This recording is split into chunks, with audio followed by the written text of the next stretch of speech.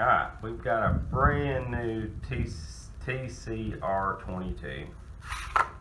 This one hasn't ever even been fired. And you see the threaded barrel. These are great little guns. We love them to death. You see the rail built in. Last bolt hold open. Pretty cool. Magna-pull stock. Peep sights. Extended bolt release. And you can see here's a Ruger BX mag. Fits perfect. These are pretty much clones of a 1022, but with a lot more accessories. But like a 1022 or anything I've been a hold of, the trigger is not that great. So let's see what this trigger pulls out.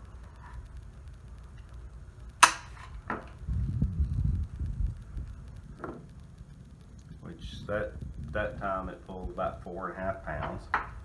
And what I have here is some trigger springs from Kurt Bellm from bellmstc.com, and we're going to put them in this gun and see what kind of difference it makes on the trigger pull.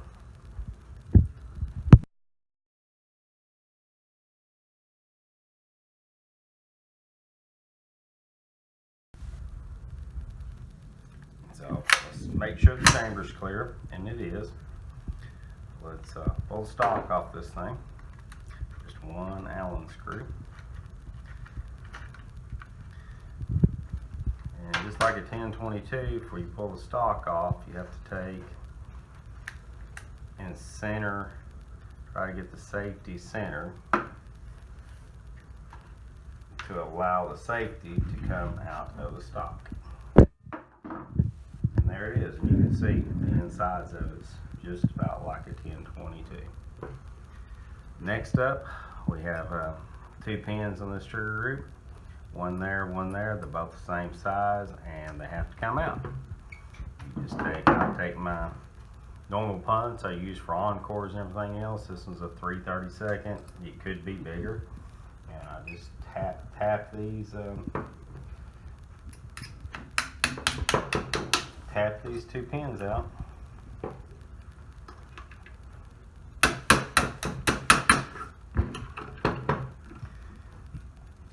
If I tap them out all the way.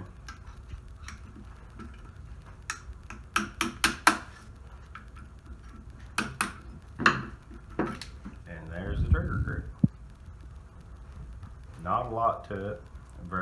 Very similar, if not exactly the same as the 1022. And what we're going to end up doing is replacing this trigger return spring right there, and then a sear spring here in the inside of it. Not that's the hammer spring. There's nothing wrong with that hammer spring. So let's start this. Step 1, see how I move that forward. I'm going to drop this hammer spring out of it. I do have currently those pliers that will help get it out. See it come out right there? Nothing to it.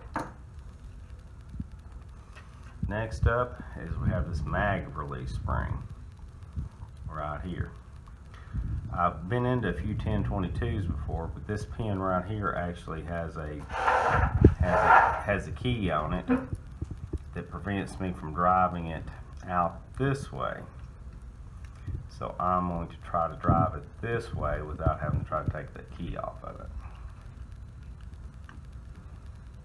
Really need a block or something to pull this up on, but I don't have one here with me.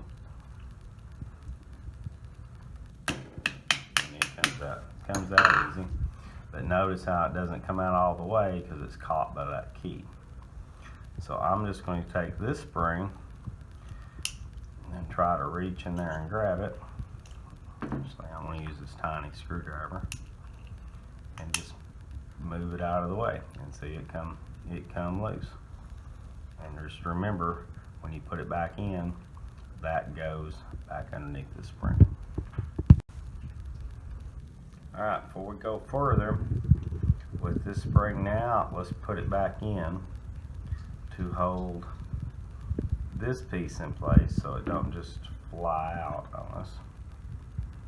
I put it back in, but with the spring out. And next we're going to move this sear pin On the other one we did, we took it apart. This one went fly. This spring under that trigger return spring went flying. So this time I'm going to take some Scotch tape and I'm going to wrap around this thing to try to catch that spring so it don't fly. Not that I want to reuse it, I just don't want it in the floor.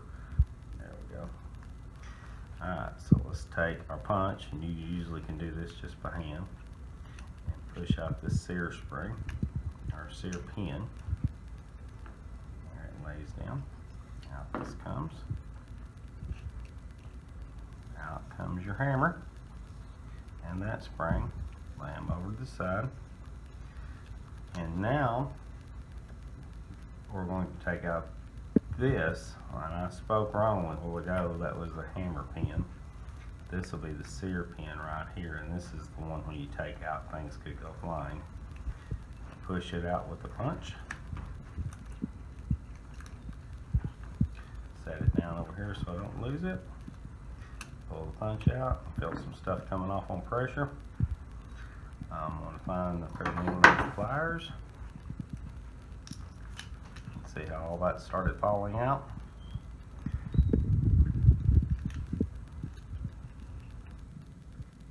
The trigger, the sear, and here's that spring I was telling you about that would be under pressure that goes under that trigger. Okay, so this sear goes back in the hammer, like in so. And you have to manipulate a little bit so it goes in the right way. And this spring, the Bellm spring, ends up going in between here, and you can see that little notch or hole, and there. So what I usually do on these, for the ease of installation, hold your mouth just right to get those in, is I find me a matchstick, and I will go ahead and put that matchstick in there. You'll understand why in a little bit, to hold it. And then I'm going to break that matchstick off flush with the outside of the trigger, and it's going to act as a guide to hold this together when I drop it back in that trigger group as an assembly.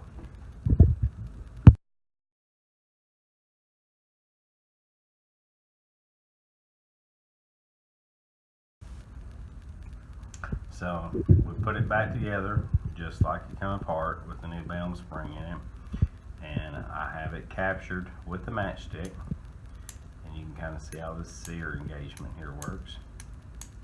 Works pretty slick. Then our other spring goes on this detent right here, and that is the factory spring. So I'm going to pull it over here and leave it out of the way, and I'm going to get the Bellm spring and put right here on that. And remember, it's going to go back in this frame in that hole right there, but it does have pressure on it. So we're going to take our trigger, and remember where our matchstick goes, it goes right there in that bottom hole.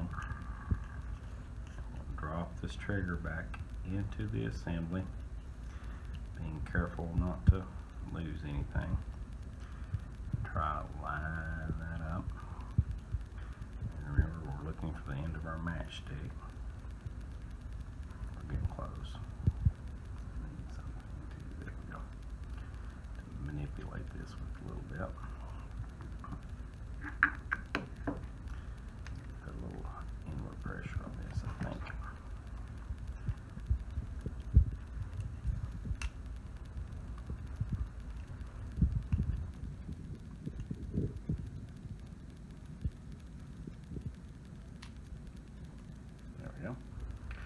See how our matchstick is lined up. We'll find our pin. We're going to push it through and look our matchstick come out. So this one is getting close to being back together. See, now the trigger and sear is back in the trigger group. So we're going to find our hammer and recall this spring.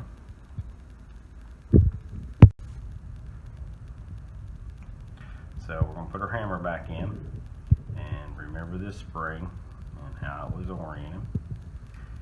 And remember, this goes to the back of the gun where the actual hammer spring engages with it, but we're not ready for the hammer spring yet. And we're going to drop this into this trigger group. Just kind of manipulate around a little bit. And remember, we're going for that hole right there.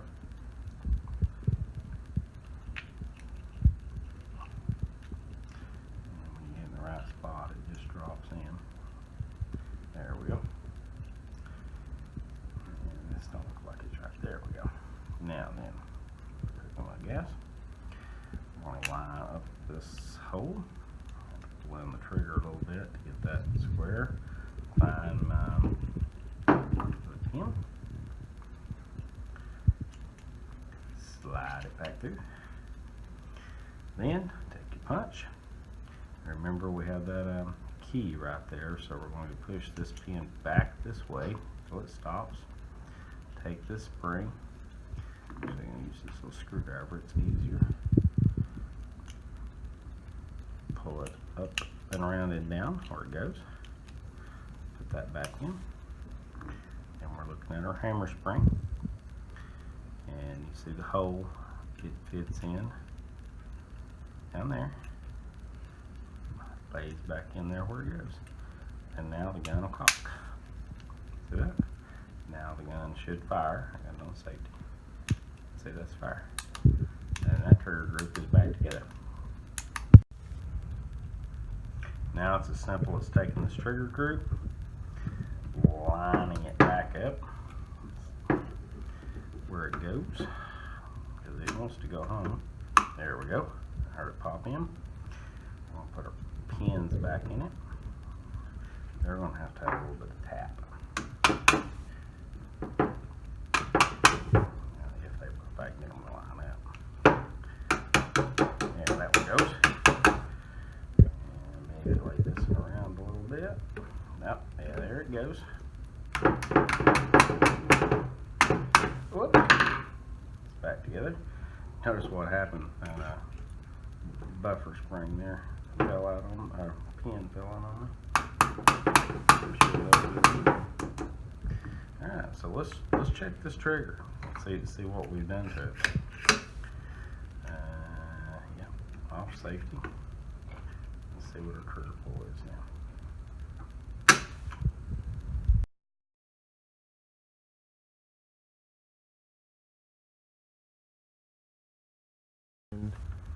Okay, now the chamber's clear. Got stock back on. Cock the gun. Let's check the trigger pull. Remember, we started at I believe it's 4.5 pounds. Look there, 2.5 pounds.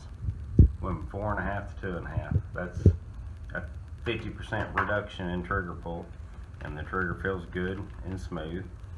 Just another great product that's sold by Kurt Bellm at BellmTC.com. If you haven't TC R22, I'd highly recommend this spring kit because it done wonders to the trigger on this little rifle. And if I'm not mistaken, those same springs would probably work in a conventional 1022 too. But again, if you want some of these springs and like the results, give Kurt a call. And hang on, here's actually his phone number and his contact information where you can get these things.